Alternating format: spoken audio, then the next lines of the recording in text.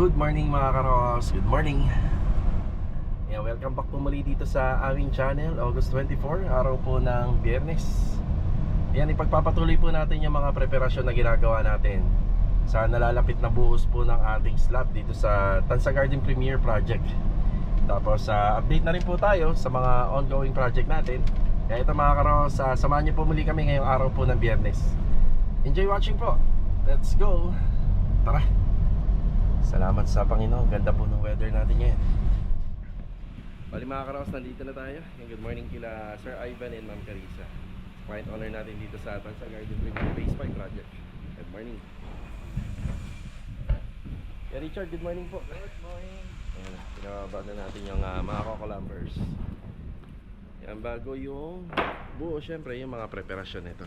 Kahapon na ipakita na namin yung mga ilan sa mga nagawa ng tropa rito, at saka na-discuss na rin natin yung mga kasunod na gagawin. So nga pala mga karos, itong harapan ng bahay, yung pinaka-cantilever niya o yung pinaka-balcony, hindi yan kasama sa mga mabubuhusan namin. Kasi kinumpute na namin, according po sa manpower, yung kinumpute namin, baka hindi na namin kayanan na mabuhusan to. So dito banda, mag-offset kami dito. So total naman, balcony na lang naman to, maliit na space na lang to na slab. Kay Sandy, morning po kay Sandy. Tama ba no? Detress na concrete nape. Ayan, nadala ko na. Tapos dito rin po banda, mapapansin nyo medyo madilim na siya. Naipaliwanag ko rin. Yan ito, makikita nyo, may cover po yung pinakadulo ng slab. Yung pina-welding po natin yan. Medyo tricky nga lang siya, medyo matrabaho siya, pero effective naman po yan kapag nag-umpisa na tayo magbuhos. Ito, ilalapit ko yung camera kung paano ginawa yan ng mga tropa.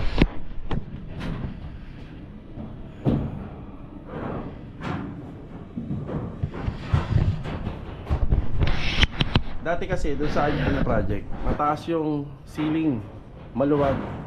Yan yung mga pinagawa ko nung kasama pa natin sila Kuya Ruel na at saka si Kuya Chris. Dito kita natin, sobrang skip na. Mahihirapan na po yan na haluan or lagyan ng palitada. So mahihirapan na tayong makoberan po yan kasi mababa talaga yung kisame rito. Kuya Doming, good morning. Good morning po. Good morning. Good morning Kuya Doming. Yan na. Pangsiguraduhan yan, pag si Kuya Doming ang kasama. Pangsiguraduhan. Saglit lang, malulobat na po yung camera. Magpapalit lang tayo ng battery. Mga karos, balik tayo sa pagbablog. Kinausap ko yung dalawang kasama natin na nandito.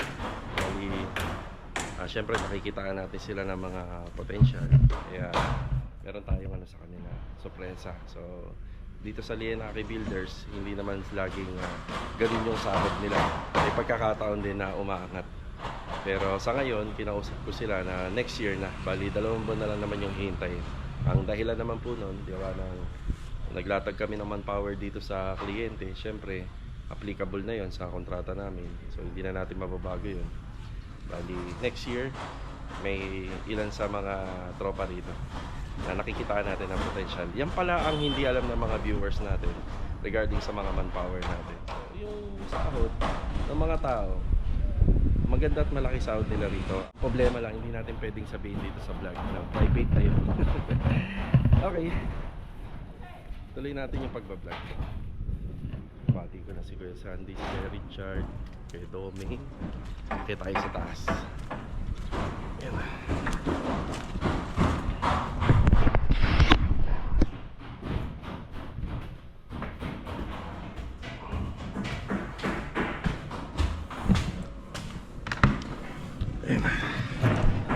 Si Master Jojo, good morning. Good morning. Good morning, Lag. Okay, isa sa mga orientation natin dito is yung mga abang po para sa mga location. Kung meron pong TNB, yan, kung meron tayong toilet and bathroom, medyo nakadrop ang finish natin dito. So, medyo nakadrop po to yung pinaka-finish natin dito kasi toilet and bathroom po to. So ibig sabihin, yung livable area, kung meron mang ibang partition, mas mababa yung flooring nito. So mas mataas yung iba compare dito, mas mababa naman po ito. So yun yung floor area natin. Siyempre, nakalagay na yung location ng ating floor drainage, nung sa water closet, yan, water line, Yan, nakalagay na po dyan yung mga abang para kung sakaling mag-extend na tayo, yan, dire-diretso tayo. Yan si Rusty. Good morning, Rusty. Kuya Boy, good morning po, Kuya Boy. Good morning. Yan si Kuya Boy, mamaya mag-meeting kami, gawa ng magpapaabang na po siya ng mga location po ng ating mga switches. Ayan. Kuya Boy, nandito. Oo, mag-ano ako. Pwede bang paputol ko na para madala ko kagad dito? Tigto 2 meters. Okay. Ayan, bali, ang inaasikaso na ni Kuya Boy dito, noong nakaraan, napaliwanag ko yung mga extra bar, itong ating beam, yung mga cross beam natin. Syempre, meron din po ito dito. Yan. Makakaroon sa mga structural, napaka-importante ng biga, lalo na kung bubuhat ito ng load. So, napakarami ng na-inventong load ngayon na pwedeng ilagay po sa mga walling. So, napakadami na. Pero yung sa amin, isa conventional, gumagamit po kami ng mga CHB o yung tinatawag na hollow blocks. Yan. Kung sa baba, gumamit kami ng D5 hollow blocks. Pagdating po rito, D4 na lang. Magre-reduce tayo. Pero yung ating poste, 16 pa rin yung gagamitin natin para maganda. So ito, 16 mm. Yan, kaya nagpapalagay pa rin po tayo ng mga extra bar kahit dito po banda, kahit na naka-asintada na po siya sa ilalim. Yan, yung nakikita nyo dumi, madali lang po linisin yan. May blower naman po tayo. Yan, ito muna yung inaasikaso rito nila Bilog sa kanila Master Jojo. Ang meron pala tayo rito, concrete epoxy. Kailangan natin ng epoxy na END. Lidos na elbow. Yan o. Yung water line pala, baka pwede. Water line. Marami tayo dyan, alam nyo. Siya nga pala mga karos, yung location po nung ating breaker ay nandito po banda. Yan, pinag-usapan namin ni client kung saan siya mas maganda ilagay. Ayan, napag-usapan namin kahapon dito banda sa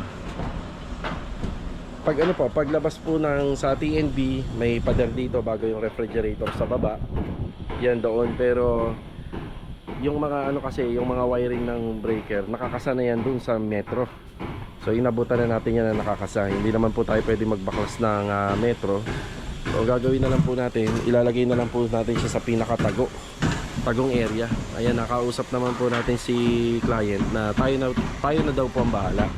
Sa mga breaker po kasi, yung mga breaker ng bahay, maganda dyan nakatago at hindi nakikita.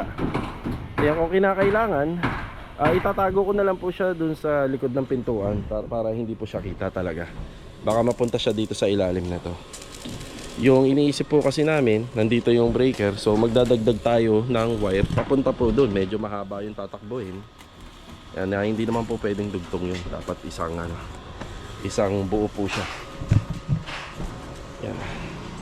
Ayan, bali after ko lang mag-vlog dito, pupunta lang ako saglit sa hardware dahil kailangan natin ng 16mm na paikot dito. Ayan. Tapos maglaano na po sila, mag-aanilyo na po sila rito ng pang flooring mamaya. So single matting tayo na nasa 20 by 20 yung distance, yung gap.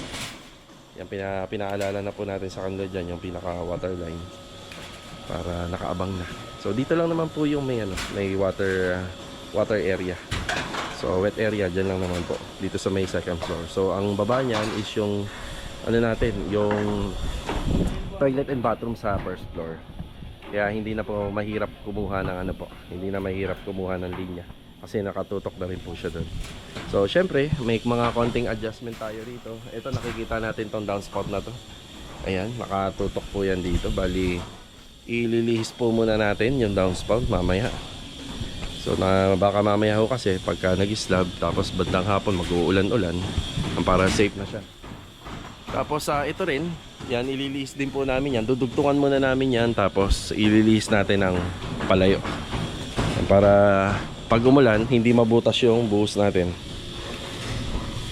Yan, maglilinis pa kami rito. Ang daming lilinisin. Yan, blower lang naman. Blower lang ang katapat niyan. Tsaka yung beam, napaka-importante na walang dumi. Tapos dito naman, Nag-offset na rito sila Kuya Richard at saka si Kuya Sandy. Importante rin po na meron tayong spacer. Yung spacer natin. Yung spacer niyan isa 5 cm. So ganyan din po kakapal yung buhos dito. Kaya nakapatong po siya. So ito si extra bar. Extra bar natin dalawa. Saka dito sa baba, isang mahaba naman. Isang mahaba. So napakalaga niya ng mga extra bar mga karos, kasi kung wala po yan, hindi siya ganun katigas. So gaganon po siya, di ba? Pero pagka may extra bar, tuwid yan. Kaya kahit maglagay tayo ng load, panalo. So ito naman po dito is roof beam lang naman, at saka konting asintado sa magkabilang gilid kasi full sliding po to, full sliding. Tapos dito naman mare-reduce yung mga load niya kasi may mga windows.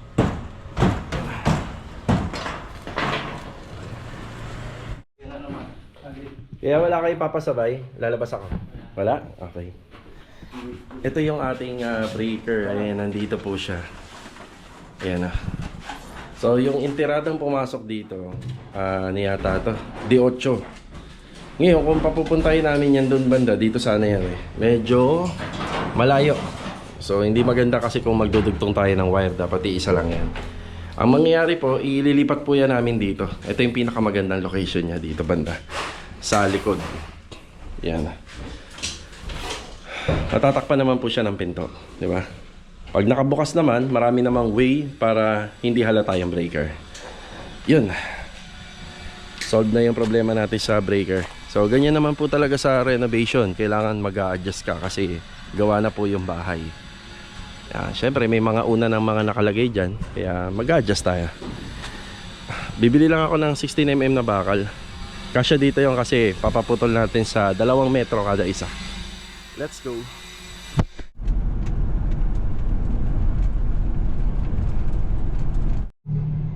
Nandito na po tayo sa hardware. Yun nga lang, itinawag ko na to bago ko umalis dun sa project natin sa Tansa Garden Premier. Yun nga lang, ngayon pa lang nila pinuputol. So may ganun talaga. Ito na kasi yung pinakamalapit na binilhan natin dito sa Best Job compared dun sa hardware ni Melanie sa may paradahan, para mabilis lang tayo. Ayan, pinapuputol na lang po natin sa 2 meters para mabilis magamit kagad ng mga workers natin doon. So kailangan na kailangan natin yan. Yung kahapon ho kasi medyo hapon na po tayong nag-update doon sa Tansa Garden Premier. Pag balik natin, nagpahinga na tayo, hindi na muna tayo bumili ng materialis. Alas 5 na rin yan. Halos pasarado na rin po yung hardware. Yan na, tapos babalik tayo sa project natin dito sa Tansa Garden. Okay na, boss? Yeah, ayos na. Yeah. Salamat ha, thank you, thank you. Yeah, let's go. Balik tayo rito sa Tansa Garden.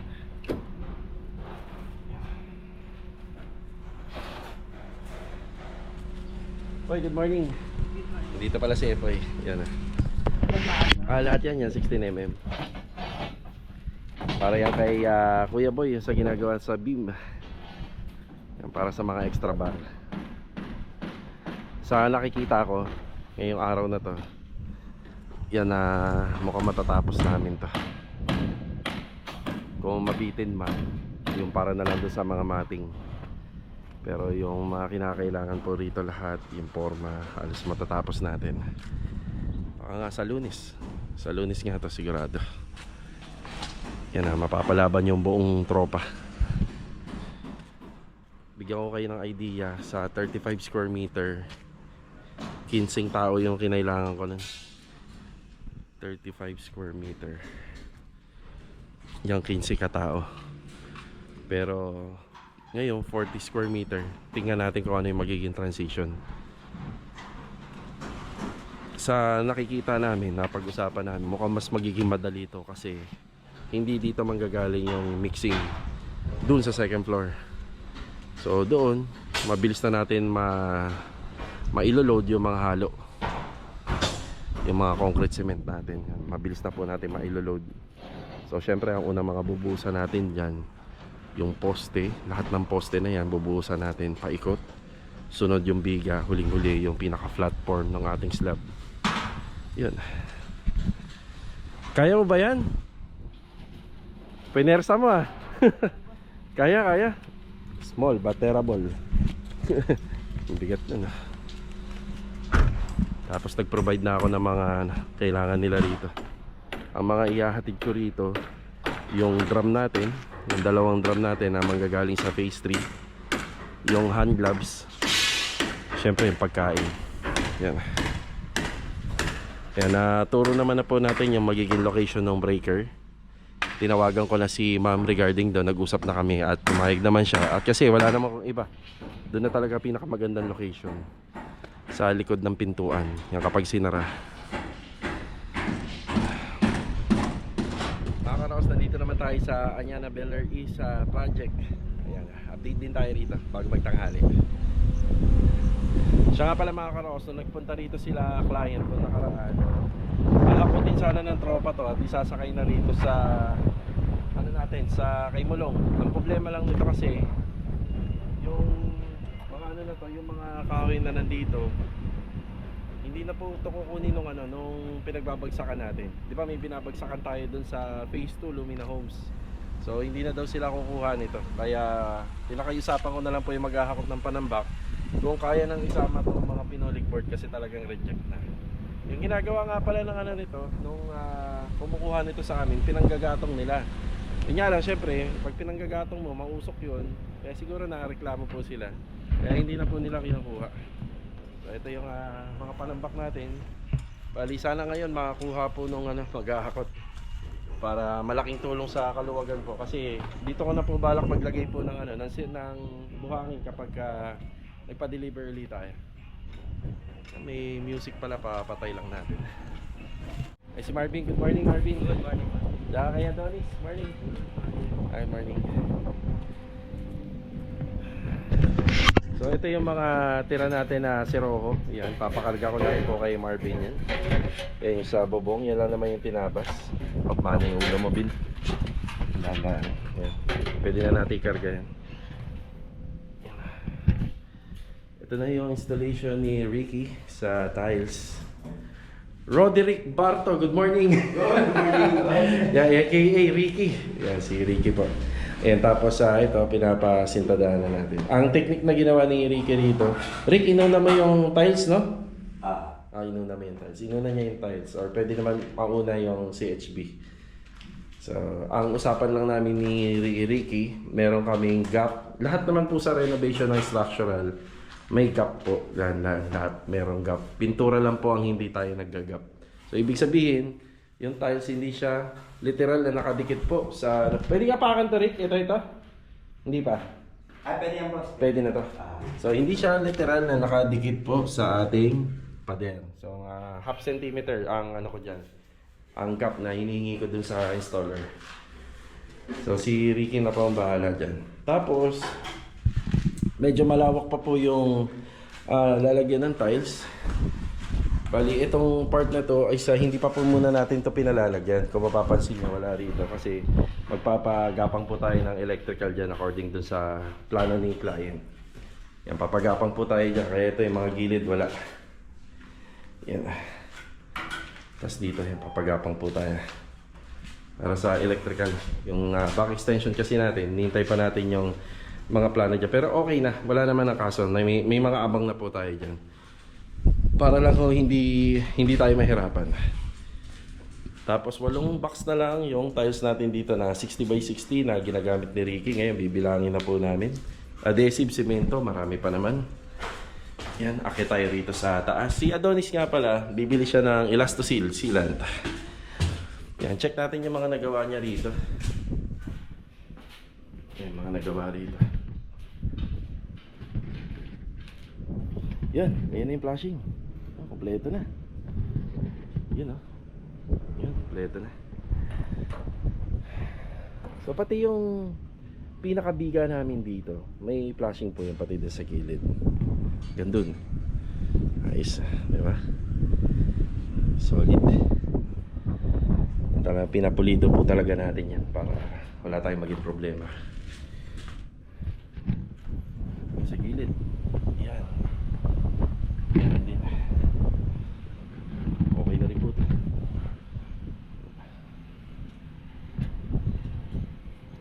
kompleto na tayo sa bubong. Pwede na nating umpisahan dito yung sa ceiling. Kaso nga lang may mga karagdagan pa kasi sa ilaw na kailangan po natin na dagdagan ng wiring.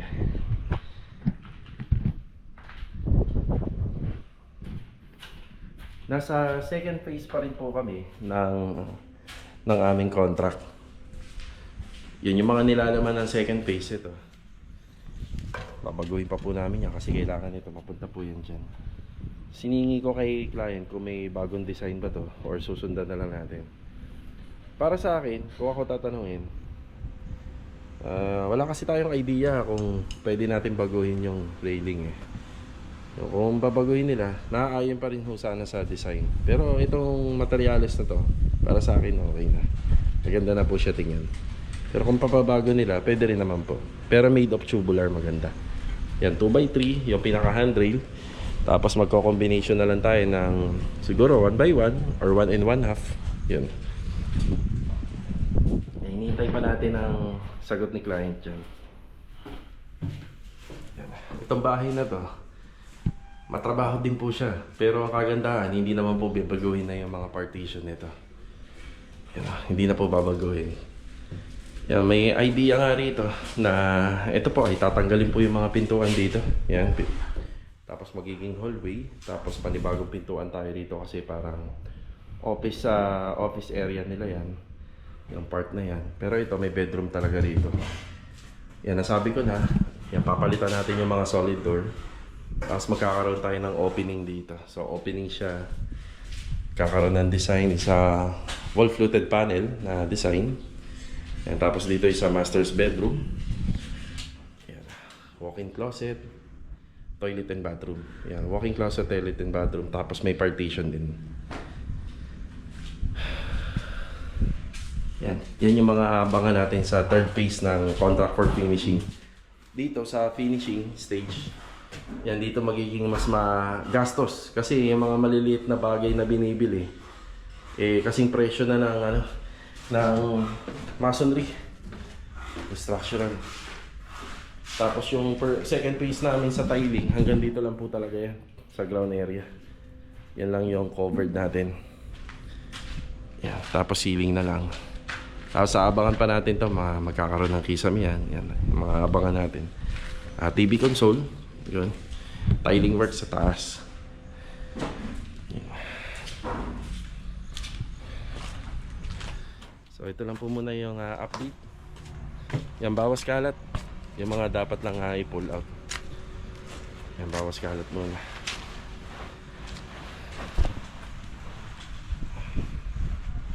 Mga karaos, di mo na ako umalis. Yan, bali dumating na si Adonis. Ito, bumili siya ng Elastosil. Palit na lang tayo, akin na yung 50.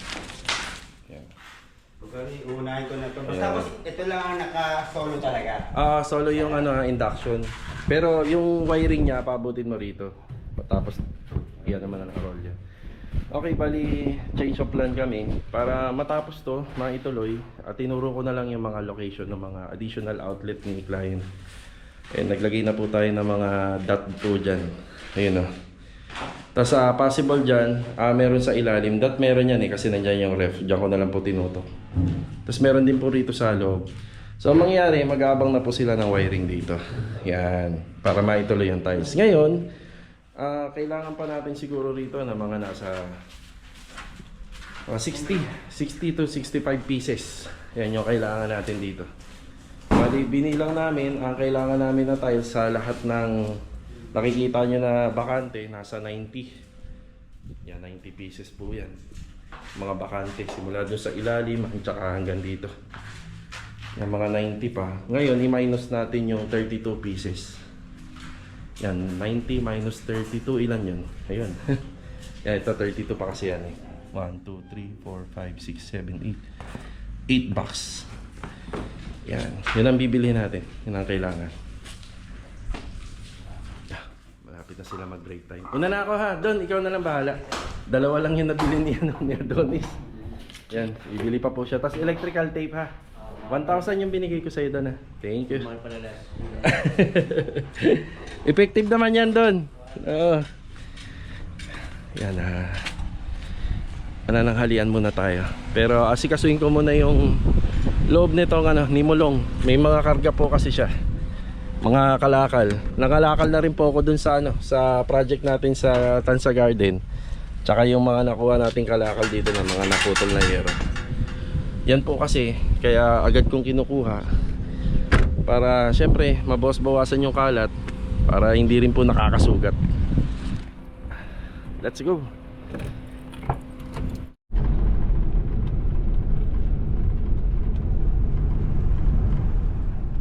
Bali ito mga karos, after break time, ayan, magkasama kami ni Mrs. Ayan. Shower up. Ayaw niya maniwala na pupunta ako ng Wilcon dito sa May Kawit. Kaya sinamahan tayo. Binantayan. Binantayan eh, no? Yung sinasabi ko sa iyo eh, asa-asawa ka ng artistahin eh. Tsaka ng sobrang gwapo eh. Di ba?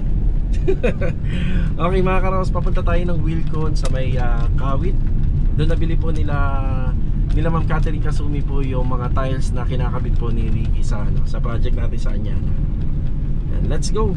Bili tayo. Nasa 58 pieces po yung bibili natin. Yan, sisiw na sisiw yung kay Mulong. Tara. Diba, hindi mo na sa ako hanggang lumina ka lang. Oo. Oo, alam mo gusto namin paggawa yung ano kaya. Ano pangalan niyo, ma'am? Ami Roque.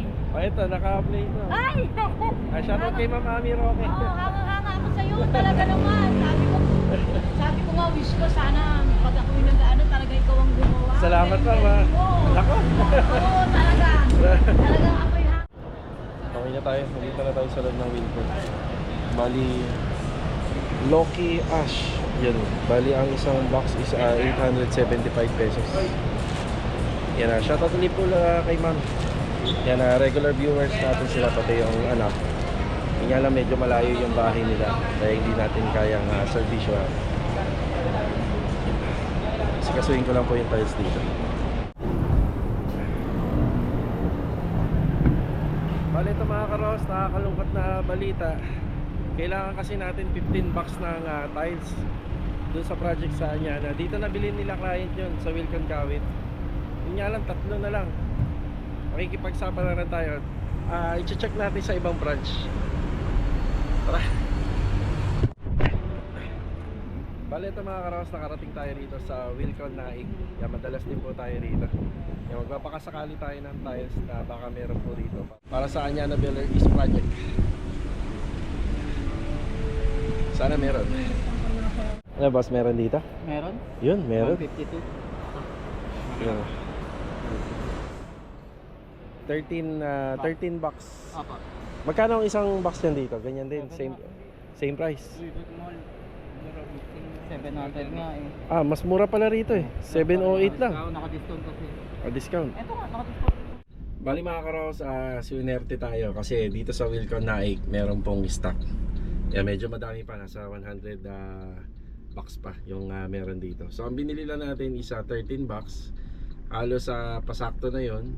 Kung sakaling magkukulang, kunyari nangyari ay may basag or nabasagan tayo, pwede po naman tayo doon bumili sa sa Wilcon Kawit. So may stock pa sila doon 3. Hindi ko na alam po kinuha. Kasi ang sabi ko doon sa nakausap ko, kung sakaling mababasagan kami, doon na lang po kami bibili kasi doon tayo malapit. So hindi natin kinuha yung stock na 3 box doon para yun yung diskarte natin.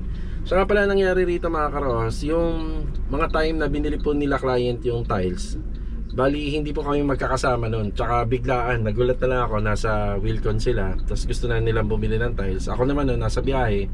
So tinansya ko na lang kung ilan yung magagamit. Pero syempre hindi natin sinobrahan, gawa ng nakakahiya doon sa kliyente kung sobra-sobra. So ginawa na lang po natin, ayun, nakita natin medyo nagkulang pa ng more than 50 or more or less 50 pieces. So ito, ngayon natin inasikaso. So magandang way din po kasi kapag ka nagpapa-renovate ka tapos may kompleto tayo sa manpower, maganda rin po na nandun po lahat ng mga gamit. So bihira po kasi tayong makatutok dun sa Anyana Builder East. May na-assign lang tayo doon para bigyan natin ng project or ng assignment. So maganda, may gamit po sila. Ayun po. Hinihintay na lang po natin na may release yung mga tiles. Bali 13 na box yun. Tapos mas mura yata dito kasi naka-sale yata ngayon. So laking tulong na rin po kay client. Mga karos, baka hindi na po ako makadaan ng ng project natin sa Tansa Garden Premier kasi medyo mahaba yung biyahe natin kanina from Kawit. Pumunta tayo rito sa Naik. Yan, tapos yung pagre-release talaga ng tiles, dadaan pa po yan sa maraming procedure, sa checking. Kaya magtatagal tayo rito. So 1 hour na po ako dito. Hanggang ngayon hindi pa nare-release. So hintayin na lang po natin. Ayun mga karos, maraming salamat po muli sa pagsama ngayong araw po ng Biyernes. Yan, kita-kita na lang po ulit tayo for the next video. Yung tinututukan natin na project ngayon, yung sa Tansa Garden Premier lang naman. Kapag okay na lahat yun, mabuhusan na. So tutok naman po tayo doon sa mga finishing project natin. So hanggang dito na lang po muna. See you on my next vlog. Yan, God bless po sa ating lahat. Let's go. Tara, may nagpapa-shoutout nga pala kay Mrs. Ayan, magandang araw po kay Miss Tet ng Quezon City. Regular viewer po natin yan dito sa ating YouTube channel. Shout out po. Tapos happy 10th birthday din kay Sky. Ayan. Anak po siya ng regular viewer po natin at saka lagi nagko-comment. Yan, God bless sa iyo. More birthdays to come. And ingat palagi. Tapos pahabol na lang po ng sagot sa katanungan po ni Sir. Kung ang tinutukoy niya po yung bakod na ginawa natin sa Riego de Dios Project, ang sagot ko dyan, dati meron pong sa plano yan. So dapat nga po meron doon garden na medyo nakadrop po yung area, pero mas pinili na lang po nila client na magkaroon ng outdoor kitchen. Tapos yung plant box naman sa loob, alam ko isa rin po yun sa mga pinatanggal na lang po nila. Sana po nasagot natin yung inyong katanungan. So depende po talaga yan sa nagpapagawa ng bahay. Pwedeng ma-revise habang papunta na po tayo dun sa finishing stage. Ganito yun, ha? Isa lang naman yung code, di ba? Oo. May existing na ba kayo? Meron na, nakakabit. Kaya okay na. Naman ng shade yata sir. Pare. 13 bucks. 1, 2, 3, 4, 5, 6, 7, 8, 9, 10, 11, 12. Sige ba? Thank you ha, salamat. Thank you.